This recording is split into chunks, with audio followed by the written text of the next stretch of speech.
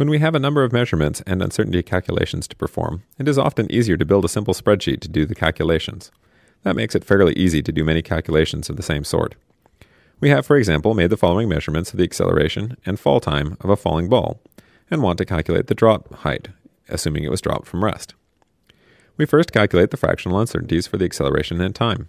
We do this in the first row of the column, and when we are done, we will calculate the other rows by copying this formula down.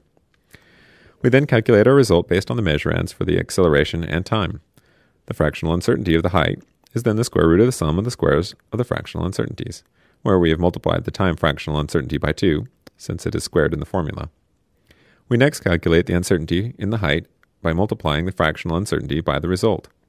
We finally copy both the result and the uncertainty to new columns, so we can adjust the number of decimal places to match our conventions. We set both of them to a single decimal place. Finally, we highlighted the first row of our calculations and then dragged down the bottom right-hand corner of the highlighted area. This copies our formula to the other rows, calculating the height and uncertainty for each experiment.